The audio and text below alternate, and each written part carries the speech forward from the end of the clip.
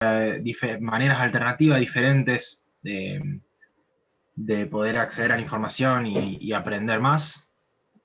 Así que espero que les sirva mucho esta clase, a todos los que están acá, bienvenidos y que les sirva. Y recuerden colaboraciones entre universidades, y en este caso la que tenemos es Nigin, que ella viene de la Universidad de Avalon, ¿sí? Avalon University. No sé si saben inglés, ella se va a hacer una presentación cortita. Okay, Nigin, would you like to say hi to all of our like fellows from the National University of Rosario en La Plata?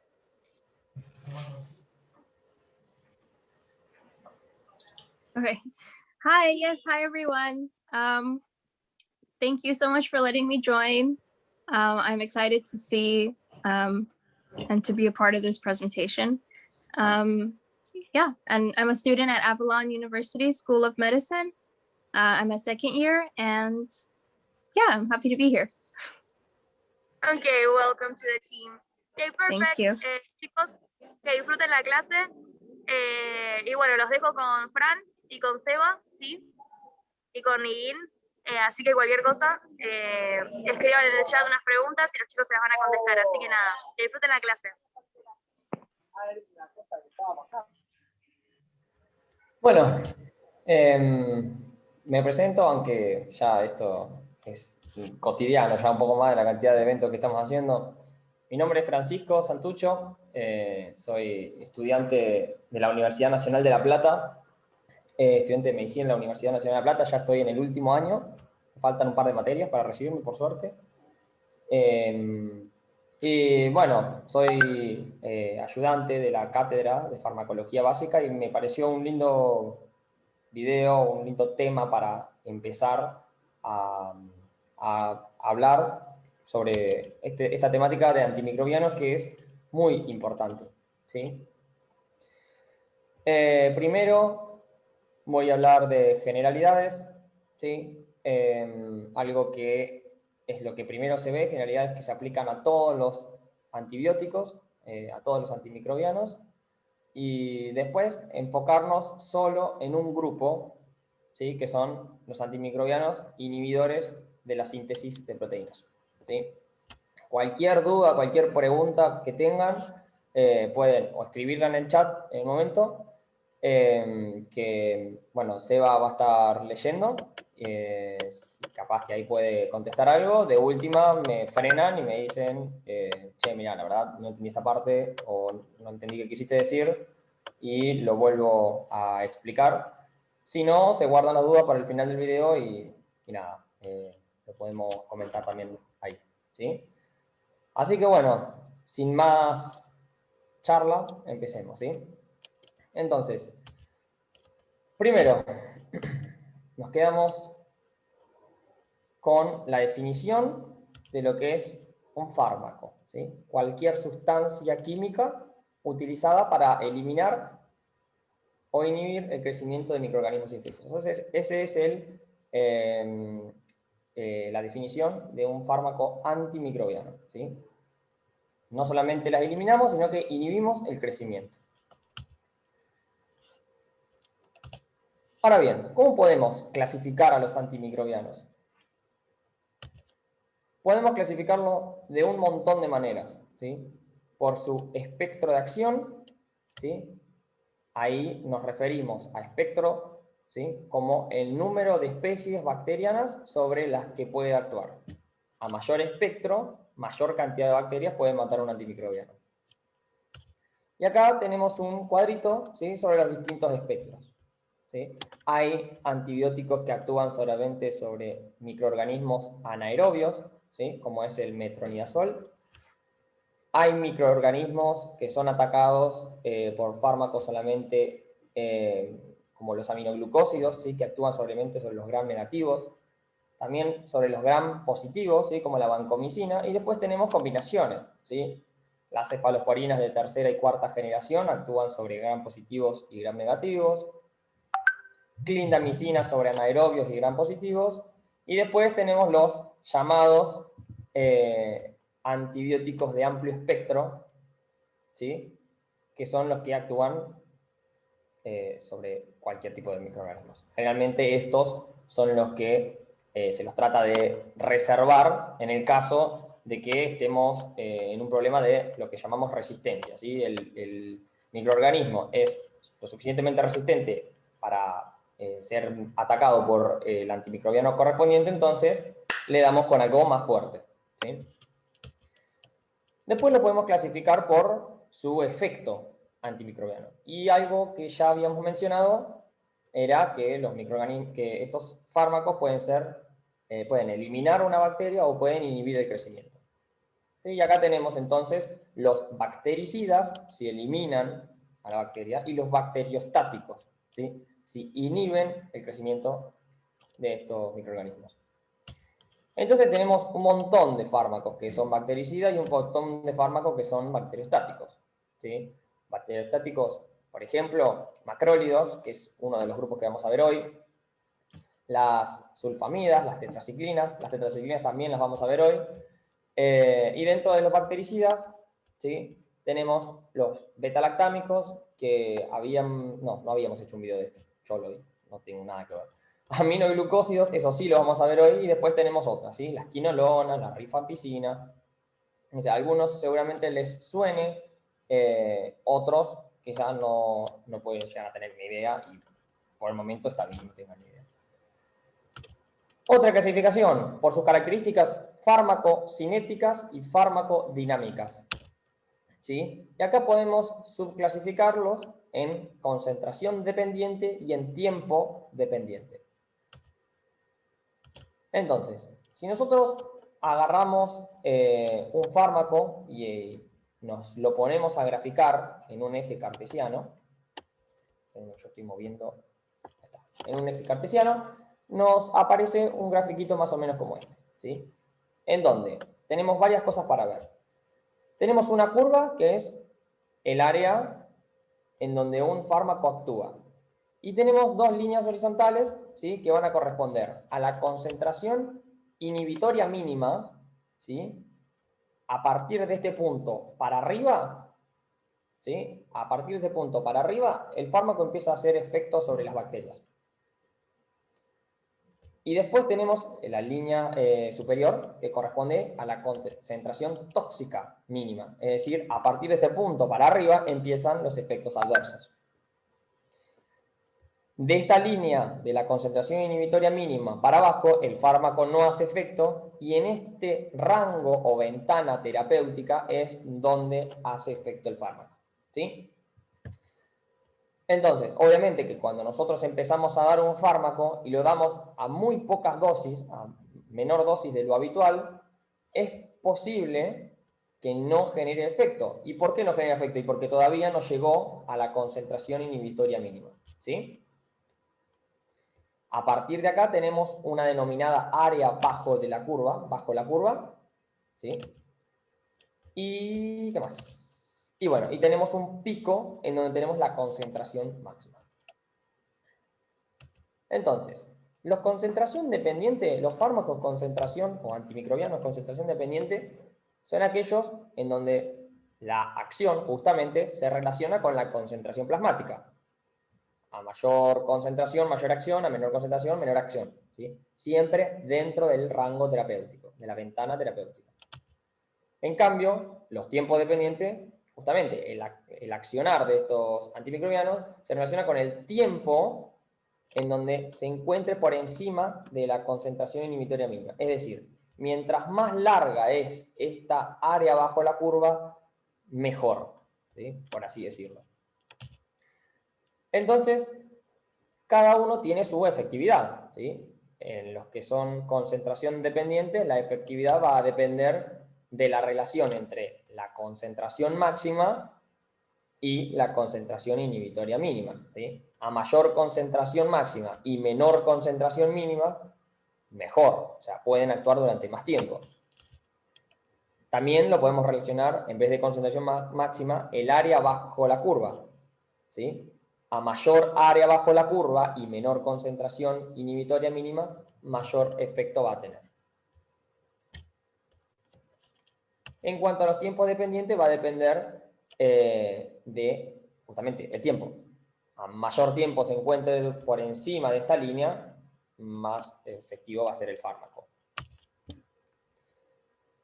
Entonces, ejemplos, bueno, aminoglucósidos, quinolonas, aminoglucósidos los vamos a ver hoy, ¿sí? Quinolonas, penicilinas, un fármaco recontra conocido, ¿sí?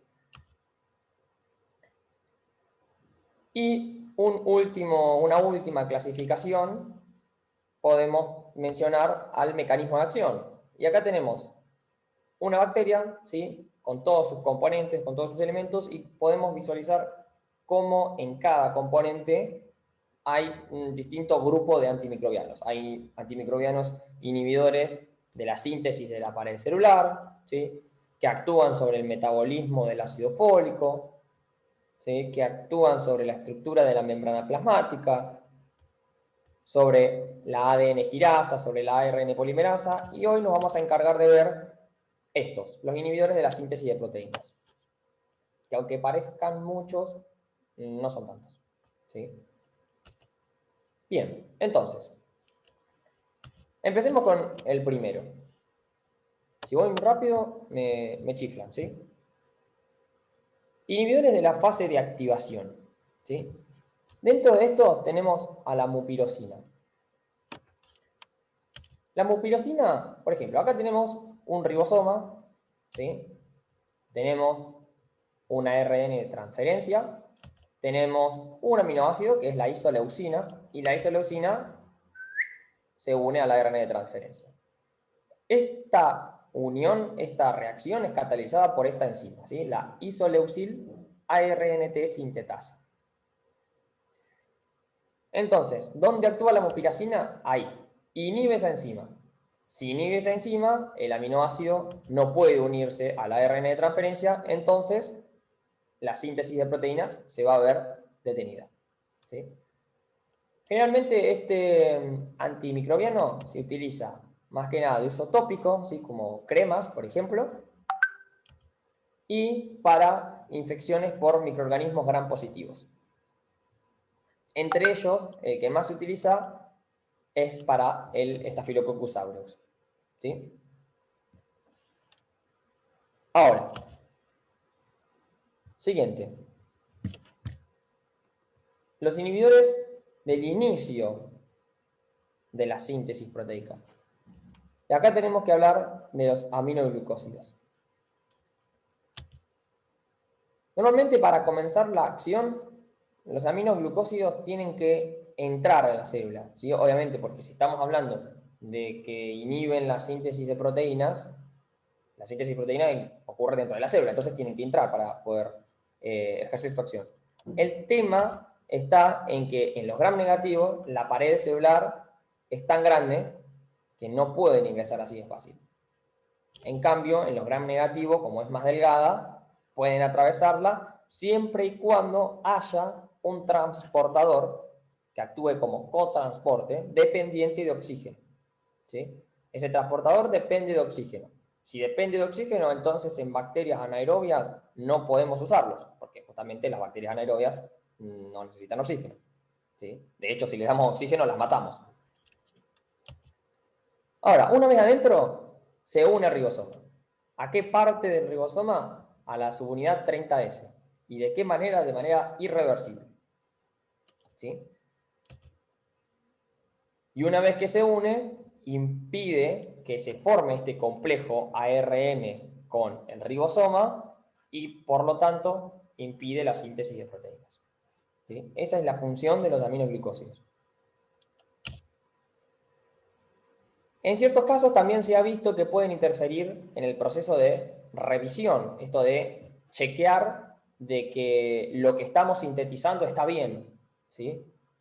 Y cuando interfieren en este proceso de revisión, no hay revisión, no hay chequeo, entonces se sintetiza cualquier cosa, y como se sintetiza cualquier cosa y cuando hay una proteína mal plegada o mal hecha, la bacteria intenta repararlo y de tantos errores fallidos se termina suicidando, por así decirlo. Sufre una apoptosis. Es una forma indirecta de actuar como bactericida. Ahora bien, ¿qué características tienen estos aminoglucósidos? son concentración dependientes, dijimos, ¿sí? ¿Qué significaba esto? Dijimos que dependen de la concentración aplicada. Pueden funcionar como bacteriostáticos si le damos a poquitas dosis y pueden actuar como bactericidas si le aumentamos la dosis, ¿sí?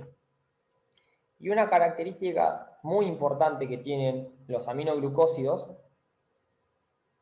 es que tienen un importante efecto post-antibiótico. Se denomina así, efecto post-antibiótico. ¿Y qué significa esto? Que permanecen activos, siguen actuando, horas después de que sus niveles cayeron por debajo de la concentración inhibitoria mínima. ¿Sí? Recuerden, si nosotros damos un fármaco por debajo de la concentración inhibitoria mínima, un antibiótico por debajo de la concentración inhibitoria mínima, no tendría efecto.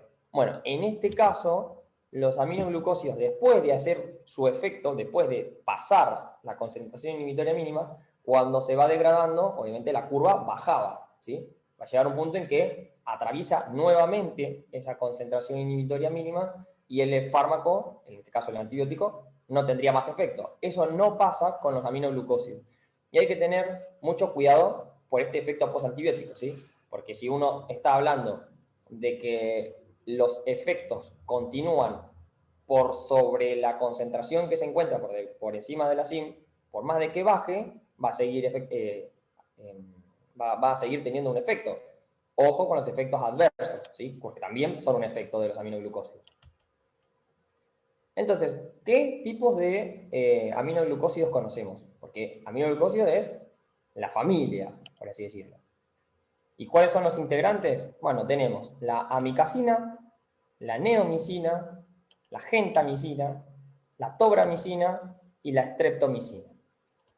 Más o menos para que, si uno se quiere acordar, ¿sí?, de cuáles eran, son todas las isinas, ¿sí? Bueno, la amicacina es medio como la excepción, pero sería como una mnemotecnia el TENGA, ¿sí? Tobramicina, streptomicina, neomicina, gentamicina y amicacina. Ahora, ¿dónde actúa? ¿Dónde podemos decir que actúa cada uno? Bueno, la amicacina generalmente se utiliza para infecciones resistentes, ¿sí? Es como, no les digo última opción, pero puede considerarse, no se considera claramente una de las primeras. La neomicina se utilizaba previo a una cirugía colorectal. Se utilizaba de manera profiláctica, ¿sí?, para reducir la carga bacteriana. La gentamicina, esta sí es una de las que más se usan. Se utiliza en situaciones de sepsis, de meningitis, de endocarditis, situaciones que son extremadamente peligrosas para la salud de una persona. Una persona por sepsis se puede morir, una persona con meningitis se puede morir y una endocarditis se puede morir también, ¿sí?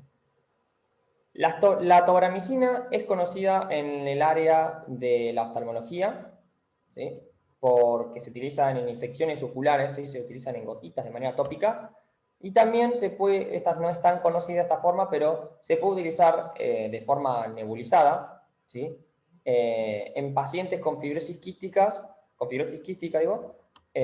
una patología pulmonar, como cuando la infección es por un microorganismo peligroso también, que es la Pseudomonas aeruginosa.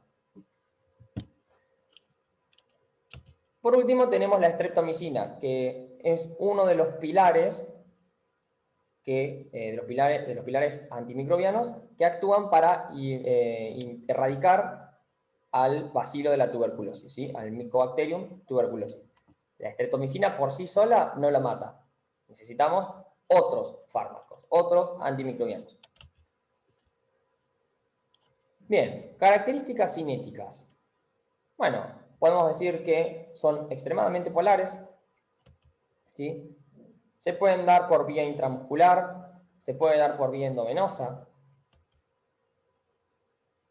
Como tienen una baja concentración en líquido cefalorraquídeo, en bilis, y particularmente en ojo y en pulmón, y por estas dos características se formulan otras vías de administración. En ojo habíamos dicho de la manera tópica, y en pulmón habíamos dicho por nebulización, ¿sí? Es difícil alcanzar una vía local por bilis o por líquido cefalorraquídeo, ¿sí? Entonces, estos aminoglucósidos se trata de evitar cuando las infecciones llegan a estas zonas.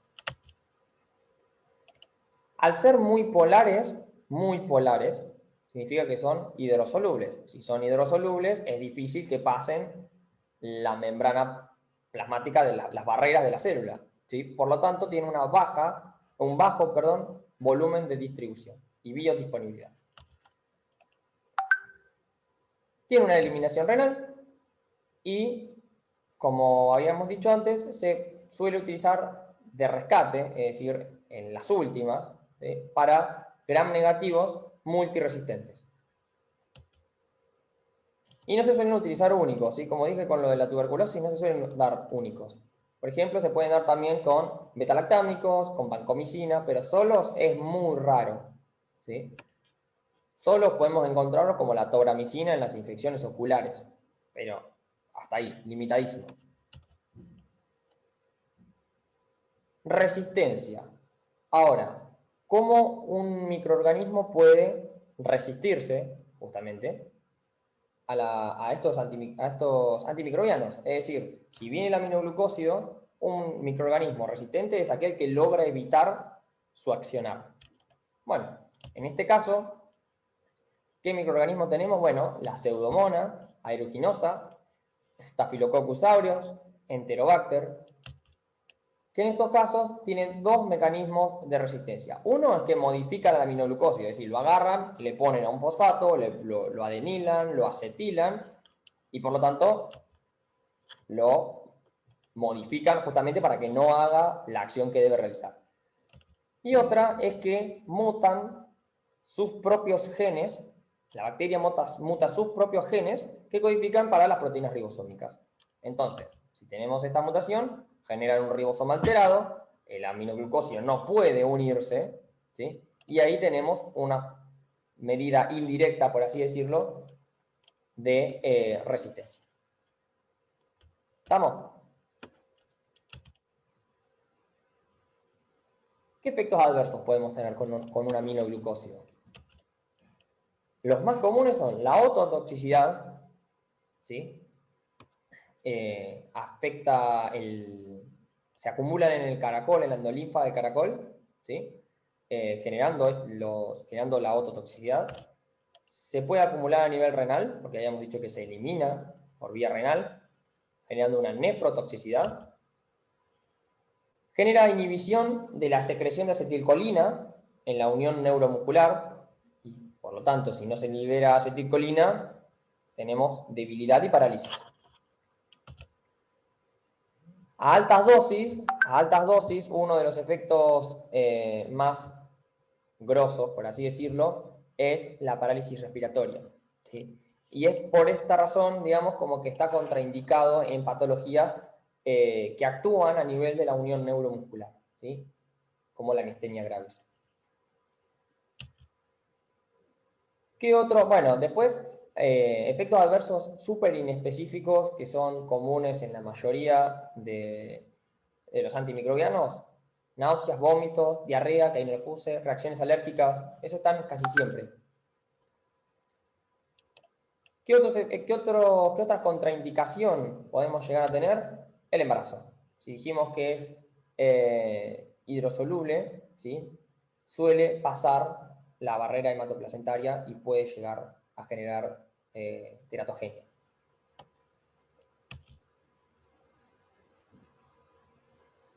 Ahora bien, correcto.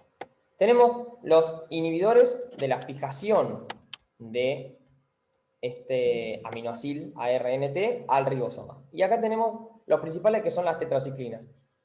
Las tetraciclinas, como su nombre lo indica, tetra 4 ciclinas, algo cíclico, anillos, ¿sí? Y acá tenemos los anillos de las tetraciclinas. Esta es la estructura molecular de una tetraciclina. X, cualquiera, no importa.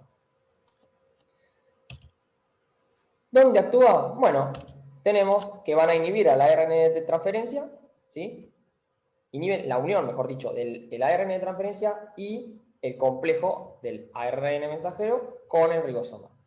¿Sí? Inhibiendo todo esto, siempre del lado del 30S, podemos inhibir la síntesis de proteínas. ¿Sí? Que en este caso, a diferencia de los aminoglucósidos, la unión es reversible. Tenemos distintas clasificaciones también para las tetraciclinas, pero la más usada es por la duración de acción, por el tiempo, ¿sí? Hay algunas tetraciclinas que duran poco, otras que duran mucho más. Entonces las clasificamos así. En generaciones, la primera generación y la segunda generación. En la primera tenemos que son de acción corta, ¿sí? Duran aproximadamente 8 horas. Es raro que en farmacología básica le preguntan cuánto puede llegar a durar, o sea, en tiempo, en horas, salvo que tenga relevancia médica, ¿sí? En este caso es de acción corta y de acción prolongada, ¿sí? No varía, uno tiene 8 horas, el otro 16, ahora vamos a ver el de segunda. Pero bueno, en este caso, la de primera generación se llama tetraciclina, o sea, tenemos la familia de tetraciclinas, dentro de esta tenemos la tetraciclina propiamente dicha. Otro nombre no se le pudo haber ocurrido. Dentro de la segunda generación, que son los de acción prolongada, tenemos a la minociclina y tenemos a la doxiciclina. Esto, al principio, cuando se empezaron a utilizar las tetraciclinas, iba todo bien, ¿sí? Actuaban donde tenían que actuar, mataban a los microorganismos que tenían que matar, hasta que llegó un momento en que empezaron a tener resistencia, ¿sí? Lo mismo que los aminoglucósidos. Pero en este caso, no eran modificadas las tetraciclinas, sino que eran expulsadas. Las bacterias creaban poros en su membrana o bombas, por así decirlo, donde agarraban a la tetraciclina y la tiraban para afuera de nuevo. Entonces, se les ocurrió hacer una nueva tetraciclina, ¿sí? A lo que llamaron una tetraciclina de tercera generación, ¿sí? Que es más nueva, también es de acción prolongada, y es la tigeciclina.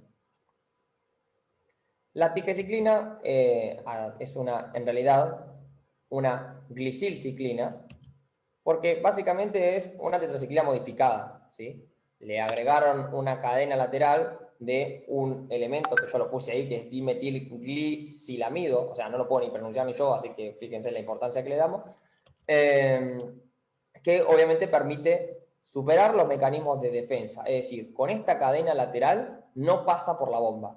Entonces, ahí supera la parte de resistencia de la bacteria. Ahora bien, así como teníamos el tengo en los aminoglucósidos, ¿cómo podemos acordarnos de estos fármacos de las tetraciclinas? Bueno, supongamos que tenemos una carrera, ¿sí? Habíamos dicho que tenemos de acción prolongada y acción lenta. Bueno, en una carrera los más lentos están atrás, así que vamos a tener tetraciclinas, ¿sí? Tenemos 2 gemelos, 4 ruedas, ¿sí? Tetraciclina, en bicicleta, justamente, ciclina, tetraciclina. En una posición más adelante teníamos a los de segunda generación, ¿sí? Que eran los de acción prolongada, y una de ellas era la minociclina. Entonces tenemos un minotauro en una bicicleta. Después tenemos un doctor en una bicicleta, la doxiciclina. Esa no la tenía. Y después, como la mejor de todas, teníamos a la tigeciclina. Y por eso tenemos un tigre. ¿Sí? Más o menos para que...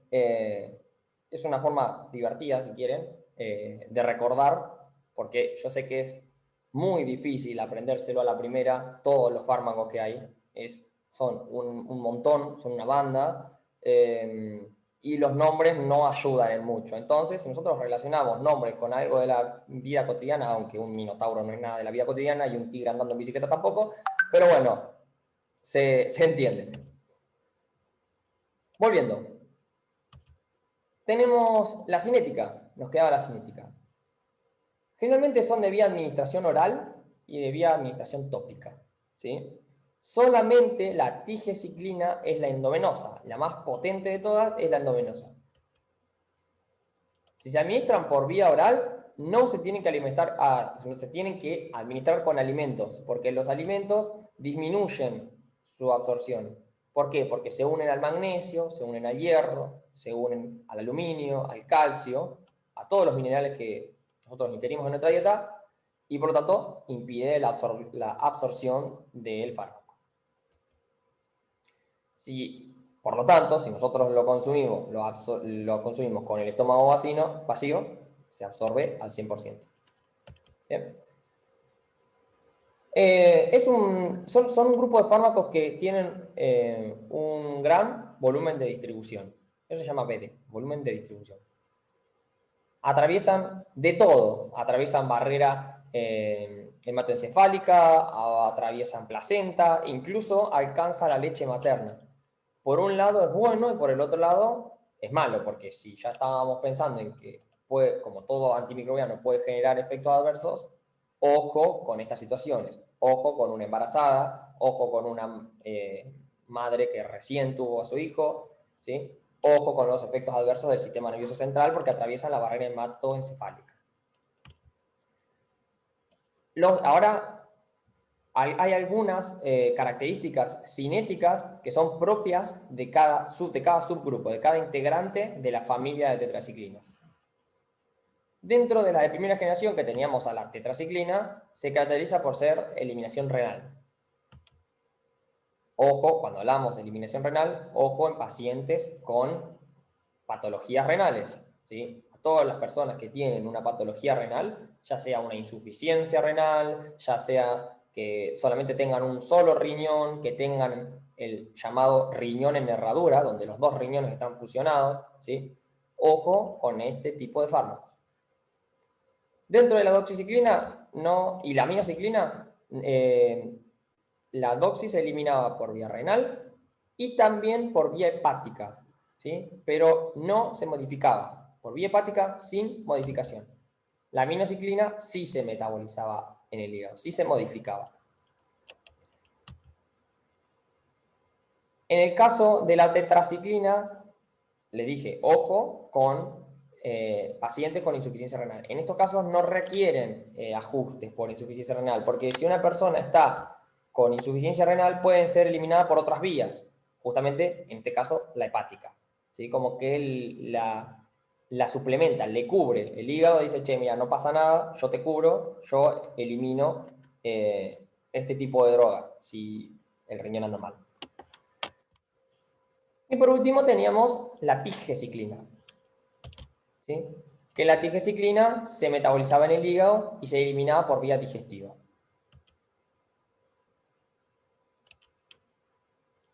Ahora bien, ¿cuándo podemos dar tetraciclinas? Porque no podemos, si bien parecen ser unas drogas bastante copadas, no tenemos que abusar de ningún antimicrobiano, tenemos que abusar, digamos.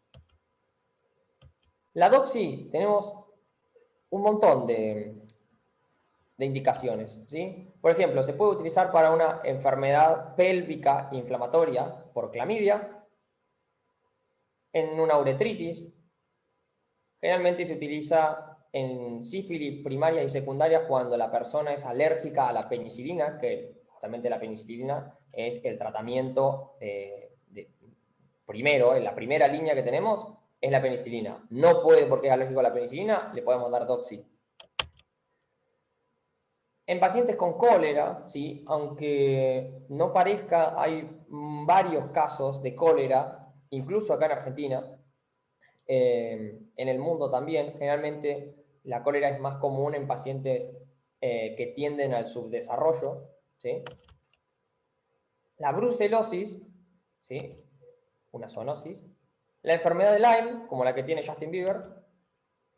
Y dentro de la aminociclina tenemos, para los que son estáfilos meticilinos resistentes de la comunidad, son los resistentes de la comunidad, y para el acné severo.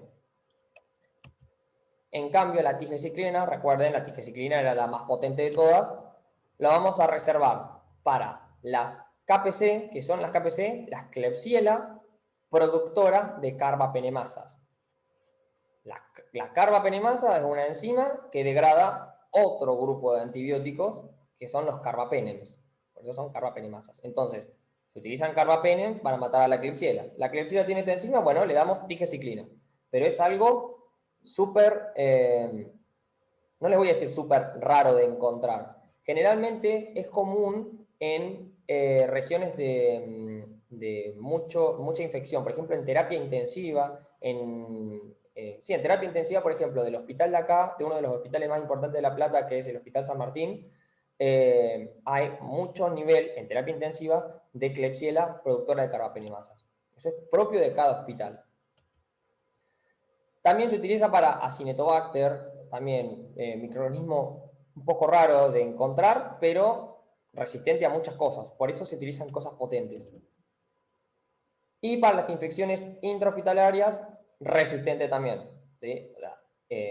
¿Por qué una persona se la evita internarla? Y trata de estar lo menos tiempo internada posible. Porque al estar internada estás expuesto a microorganismos resistentes. ¿Sí? Y si a vos te llega a agarrar un microorganismo resistente, es muy difícil erradicarlo. Muy difícil, porque generalmente son microorganismos que son resistentes a casi todos los antimicrobianos de ahí. ¿Sí? Entonces, por eso se utilizan cosas súper fuertes, como la tigeciclina. Teniendo en cuenta todo esto, podemos llegar a la conclusión de que son antimicrobianos de amplio espectro. ¿Sí? ¿Qué efectos adversos tenemos con las tetraciclinas?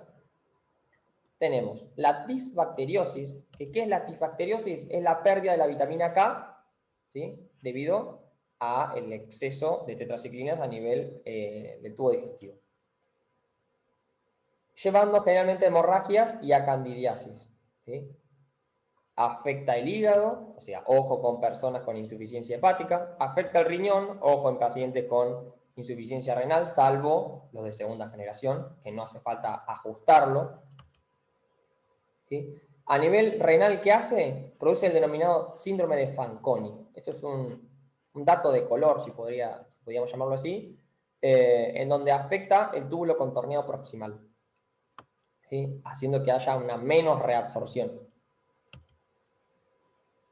También son quelantes de calcio, ¿sí? Por lo tanto generan alteraciones óseas, alteraciones del esmalte dentario. En niños, en neonatos, generan un síndrome de hipertensión endocraniana, es decir, se empieza a acumular, aumenta la presión a nivel del endocráneo, ¿sí? A nivel del líquido cefalorraquídeo. Y acuérdense que en neonatos no tienen el cráneo, la estructura craneal de un recién nacido no es la misma que la nuestra, ¿sí?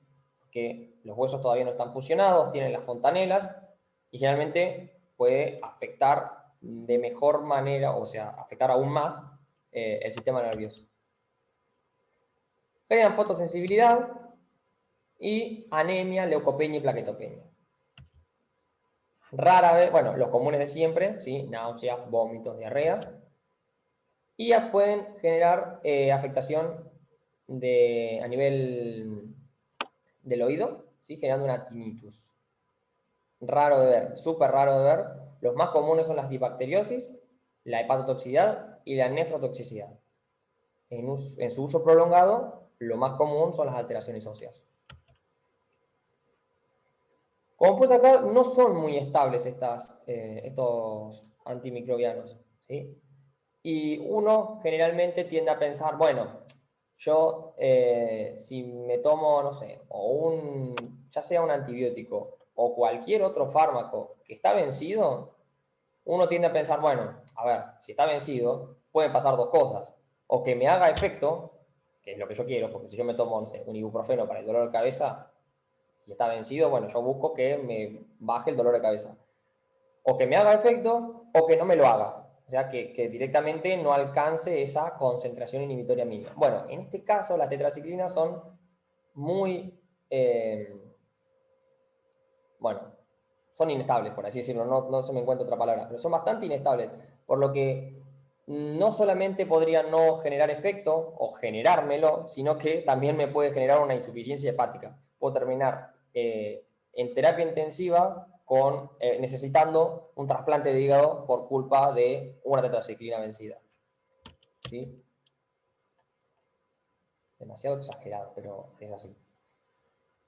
Bien, tenemos los inhibidores de la elongación. Evitar que el aminoácido, que la proteína, mientras se está sintetizando, siga creciendo. Y tenemos a los anfenicoles. ¿Sí? Dentro de esto tenemos al cloranfenicol y el tianfenicol, pero generalmente utilizamos el cloranfenicol. Este impide la formación del enlace peptídico. Tenemos el ribosoma, tenemos las subunidades 50 y 30, tenemos los dos ARN de transferencia y justamente este fármaco impide que se unan los aminoácidos de uno, del ARN de transferencia que se encuentra en esta parte, que es la región A, e impide que se una al de la región P. ¿Sí? Es una unión de tipo reversible. Hasta ahora el único irreversible que vimos fue el aminoglucósido.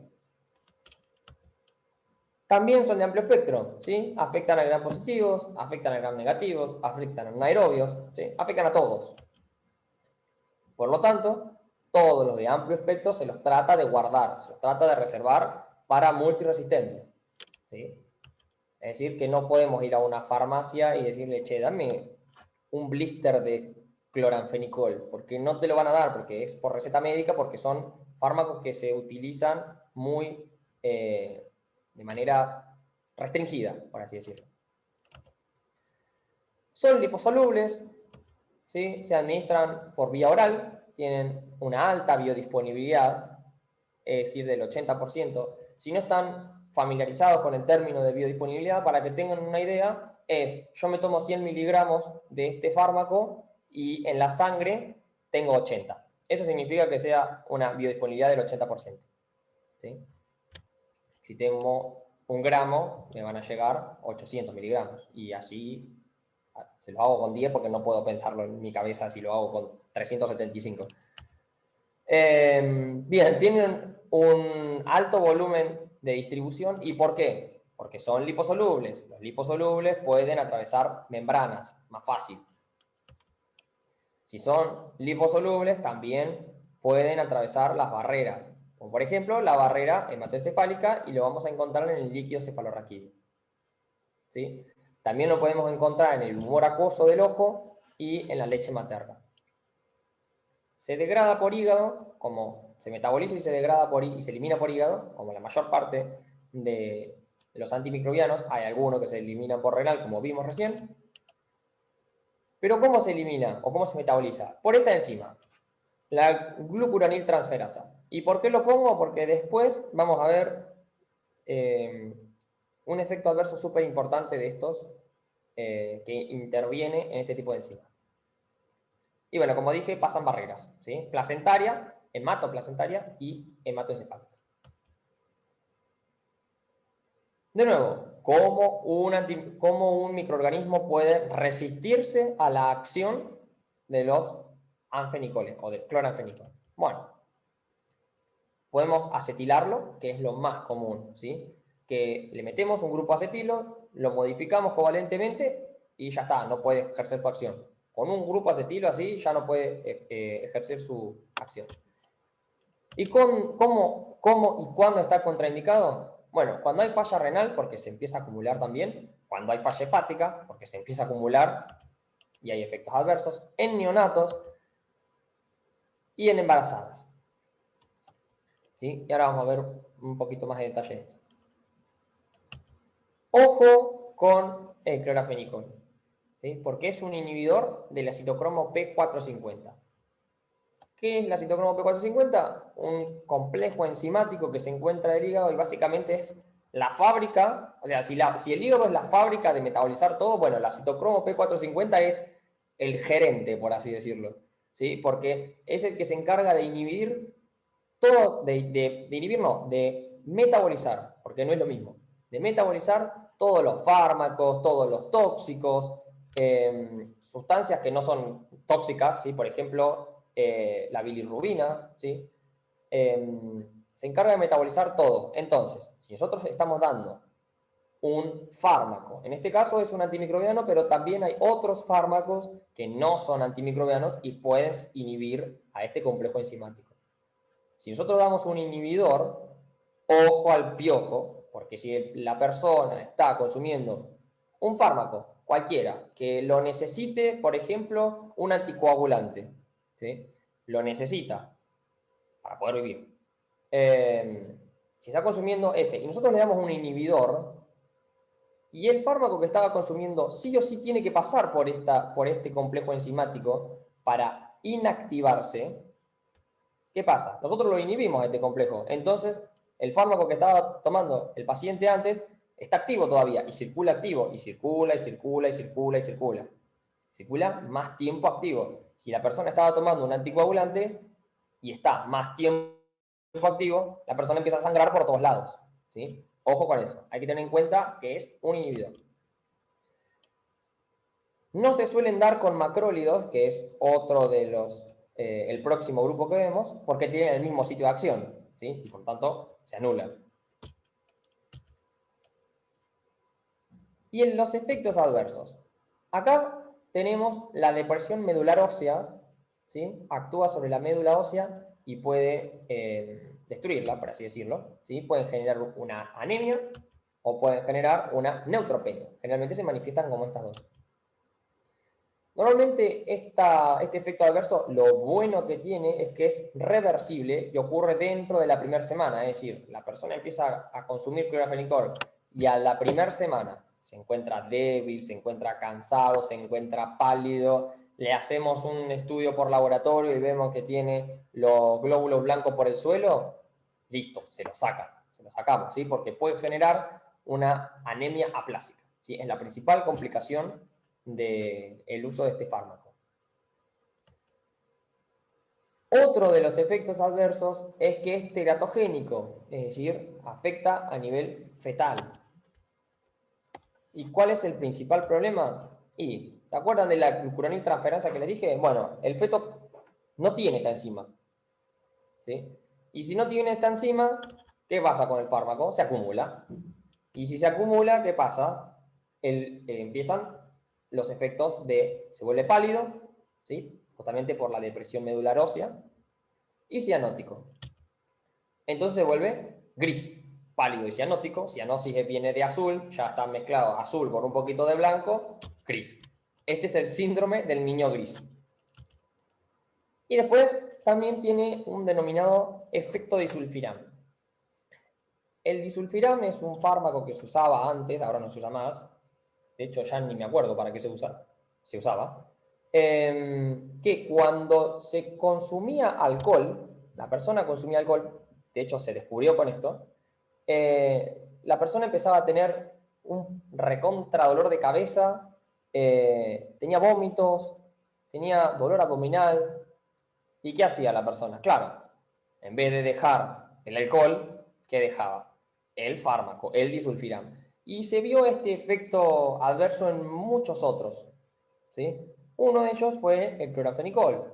Otro antibiótico fueron las cefalosporinas, ¿sí? Que están dentro del grupo de los inhibidores de la síntesis de la pared, ¿sí? Entonces, ¿hay que tener en cuenta qué fármaco tiene efecto disulfiram? Sí, porque si vos le das a una persona uno de estos fármacos, le tenés que decir, ojo, que si vos tomas alcohol, te puede llegar a, por así decirlo, emborracharte de golpe, ¿sí?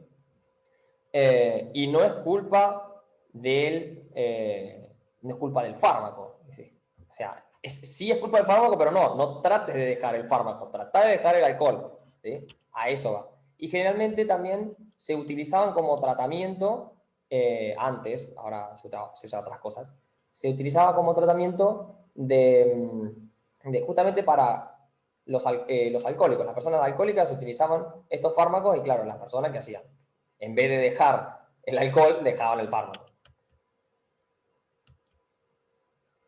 No se usan estos fármacos, ¿sí? ¿Hay que saberlos? Sí, hay que saberlos. Se siguen usando, por lo menos acá en Argentina no se usan más, ¿sí? No hay una ley explícita que digan, che, no se usa más, así que si lo llegan a ver en algún momento, en algún lado, no es, che, pero a mí me dijeron que esto no se usaba, ¿por qué lo estás usando? Fíjense los enormes efectos adversos que produce. Anemia aplásica. Al pibe te lo pone gris. Encima no podés tomar nada, ya está, o sea, directamente no se usan. ¿Sí? Seguimos. Macrólidos. Estos también son inhibidores de la elongación. ¿Sí? Lo mismo, se unen a la subunidad 50S de manera reversible y pidiendo así la continuación de la síntesis de la proteína. Entonces, dentro de esta gran familia tenemos a la acitromicina, a la claritromicina y a la eritromicina. Capaz que han escuchado hablar de la claritromicina. Fíjense que les puse los colores, acitro por azul, eritro porque eritro es rojo, y claritromicina lo puse en color clarito. No había color más claro que ese. Pero bueno, también son de amplio espectro, pero estos casos no se utilizan tanto para anaerobios, se utilizan más para el resto, que ya de por sí gran positivo y gran negativo es como el 75% de la población. Bien, hacemos el mismo, la misma clasificación, por así decirlo, sistemática, ¿sí? Cinética, hablamos un poco de dinamia, un poco de resistencia en algunos, hablamos, porque no todos tienen resistencia, lo mismo, ¿sí? Son liposolubles, si son liposolubles, tranquilamente por vía oral pueden administrarse, más que nada la citro y la eritro.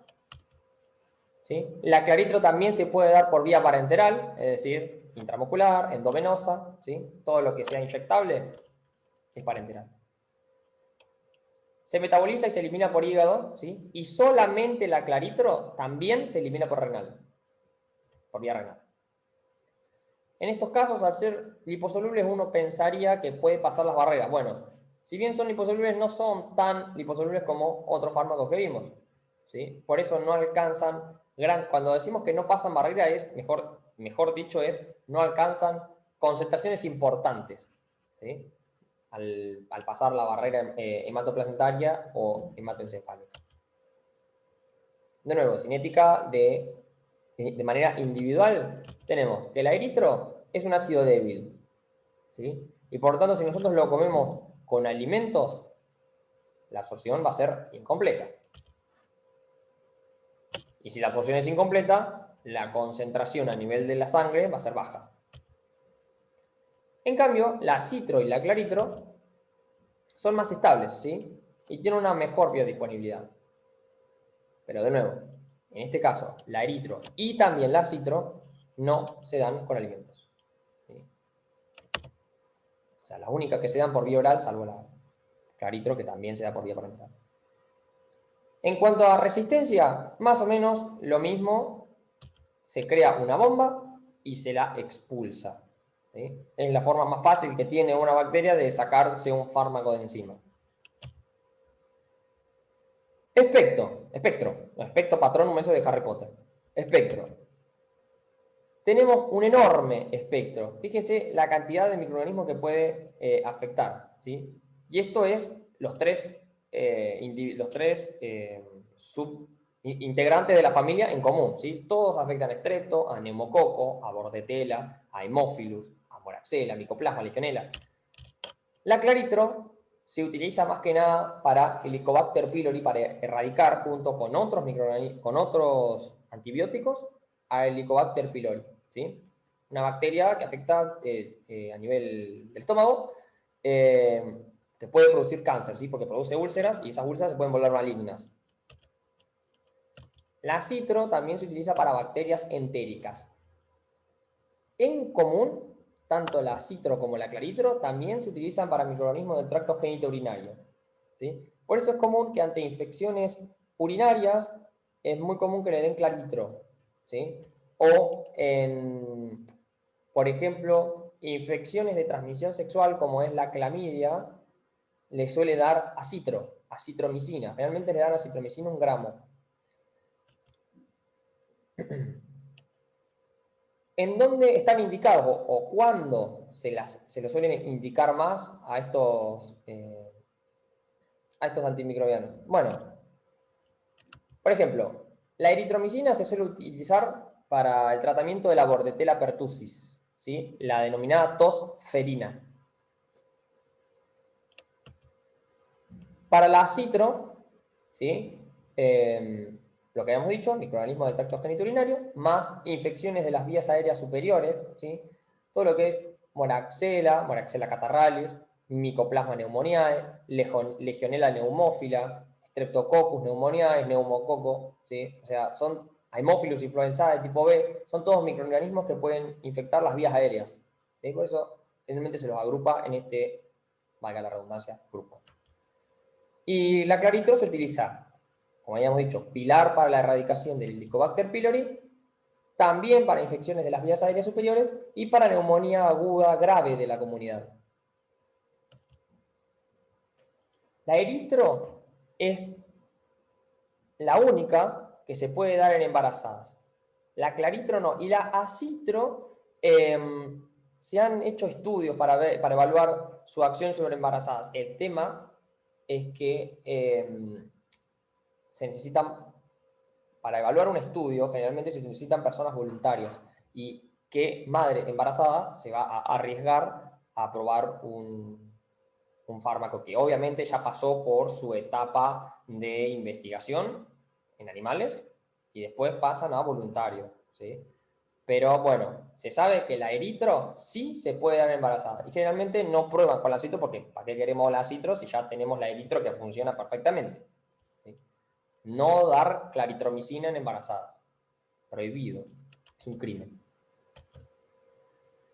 Son, en definitiva, drogas recontra seguras, ¿sí? Puede generar un dolor abdominal como efecto adverso, náuseas y vómitos, diarrea, ¿sí? Como súper extremadamente grave, o sea, y muy bajo en frecuencia, en un electrocardiograma podemos ver un denominado QT prolongado, ¿sí? Y eso puede traducirse a una arritmia, pero es muy infrecuente, extremadamente infrecuente, ¿sí? Y menos frecuentemente todavía la afectación auditiva, ototoxicidad, alergia a macrólidos, nunca había alergia a macrólidos, y fiebre mucho menos. ¿Cuándo está contraindicado? Si dijimos que actúa a nivel hepático, en insuficiencia hepática. ¿Sí? Si es alérgico, no le vas a dar de nuevo el macrólido porque ya sabemos que es alérgico. Y ojo, porque estos también son inhibidores de la citocromo P450. ¿Sí? Ojo con estos fármacos. Y estos son los peores, por así decirlo. Porque si ustedes ven todo lo que vimos, o sea, tienen un amplio espectro, de hecho también son baratos, se los indican a un montón de situaciones que son comunes, infecciones de la vía urinaria, infecciones de transmisión sexual, infecciones de las vías aéreas, que son recontra comunes. No tiene casi nada de efectos adversos porque son drogas seguras, o sea, son como que enmascaran todo y debajo de toda esa máscara son inhibidores de la citocromo P450 que si nosotros se lo damos a por ejemplo, un abuelo que está tomando un anticoagulante, que generalmente es común en ancianos, el anticoagulante también, ojo, ¿sí? Que puede sangrar por cualquier lado. Incluso puede tener hemorragias internas y no nos podemos dar cuenta. Si nos damos cuenta, ya está. Bien, acá me faltó la transición. Últimos fármacos. ¿Cómo vamos? Vamos re rápido. Vamos re bien. Lincosamidas. ¿Sí? Acá, la lincosamida, si bien lo mismo, inhibe la subunidad 50S, como principal, tenemos a la clindamicina. ¿Sí? La clindamicina también es un fármaco que es muy conocido, que se usa mucho, lamentablemente, porque actúa sobre estáfilo y strepto, ¿sí? Actúa inhibiendo la producción de toxinas de estafilococcus y de streptococcus. Son muy eficaces tanto para estos microorganismos sensibles como para estos microorganismos resistentes, ¿sí? Y para neumococos y anaerobios. Generalmente también se los guarda como de rescate, ¿sí? Tienen una simétrica similar a los anteriores, ¿sí? Se administra por vía oral, por vía parenteral, por vía tópica, ¿sí? Los alimentos, como en la mayoría, retrasan su absorción. no pasan casi nada al sistema nervioso central, pero lo bueno es que llega a hueso y a abscesos. A huesos, genial, porque son pocos los antimicrobianos que llegan al hueso, que está pobremente irrigado, y a abscesos, bárbaro. De todas maneras, el tratamiento de un absceso es sacarlo, le metes una aguja, lo aspirás y le sacas el absceso. ¿Sí? Ese es el tratamiento de un absceso. Pero de todas maneras sirve para evitar que el absceso siga creciendo. También se metaboliza en el hígado, se elimina por riñón, como la mayoría, y esta acción tópica permite usarlo más que nada en el acné, ¿sí? Es una de sus principales indicaciones. Efectos adversos. El principal es, creo que generalmente hay efectos adversos que son característicos de cada antimicrobiano. Si tenemos que evaluar, hay algunos que obviamente no tienen efectos adversos característicos. Por ejemplo, las macrólidos, podrías decirlo del QT largo, pero es súper raro, ¿sí? Entonces, este efecto adverso es propio de la clindamicina y encima es frecuente, ¿sí? Pueden generar una colitis pseudomembranosa por Clostridium difficile. Y después están los otros, comunes: náuseas, vómito, diarrea, alergias. Bloqueo neuromuscular también. Generalmente cuando la persona ya tuvo antecedentes de colitis pseudomembranosa o de alergias, obviamente el fármaco está contraindicado. Y cuando sí está indicado, de nuevo, una gran cantidad de cosas. Enfermedad pélvica inflamatoria, en celulitis, en pie diabético, en shock tóxico por Streptococcus o Staphylococcus, fascitis necrotizante, ¿sí? Se utiliza también en segunda línea para el tratamiento de toxoplasmosis, y para el tratamiento del paludismo, ¿sí? Es raro, pero se sigue viendo paludismo. En todas las partes del mundo se sigue viendo, pero es raro, aunque parezca una enfermedad súper medieval del siglo XVII, más o menos. El paludismo por Plasmodium falciparum es un buen objetivo, digamos, de este antimicrobiano. ¿Qué más tenemos? Ah, bueno, no creo que nada más. A ver. Nada más. Bueno, dentro de todo fue bastante rápida, corta. Yo pensé que iba a durar más. Le dejamos la página tanto de Osmosis de Argentina, de OSMEF, de nosotros, que nosotros generalmente hacemos de vez en cuando este tipo de presentaciones. Los temas normalmente los eligen ustedes, así que fíjense, está muy bueno. Y después, obviamente, la página principal de Osmosis, ¿sí? Tienen el link, creo que ya les habló Seba, no sé si todavía está o ya se fue. Hasta ahí. Y bueno, de nuevo, para los que para los que llegaron un poquito más tarde, Osmosis, una plataforma de aprendizaje y enseñanza también médica, que está compuesto por no solamente videos, ¿sí?, de todos los años de la carrera. De hecho, cuando yo empecé habían solamente de tercero, cuarto y quinto año, sería más o menos. Después empezaron a agregar de segundo y de primero. Y bueno, la verdad que también tiene formas de estudio, tiene para usar flashcards. Creo, si no me estoy equivocando, ahora Seba están empezando a ver para traducirlos a los videos. Sí, de hecho ya arrancaron con el tema de la traducción, con los proyectos de traducción. Por ahora estaban haciendo al italiano y estaban viendo también ya de empezar con los videos en español, así que muy pronto seguramente empezarán los videos en español. No quiero prometer nada ya, pero ya se está hablando del proyecto, así que sigan en contacto, que cuando empiecen los videos en español va a ser una muy buena oportunidad para los que no hablan inglés. Además, Para poder integrar más. En cuanto a los únicos videos que ustedes pueden decir, bueno, la verdad que tengo que ahondar un poco más, serían en estos, ¿sí?, en los de antimicrobianos, porque todos los microorganismos y el uso de antimicrobianos es muy específico por país, ¿sí? Incluso les diría por provincia y por región, por así decirlo, porque no es lo mismo la resistencia que tiene un microorganismo acá en La Plata, allá en Rosario, en Chaco, en Bolivia, en España, en Haití, ¿sí? Es totalmente distinto, es totalmente la disponibilidad de antimicrobianos que tenemos.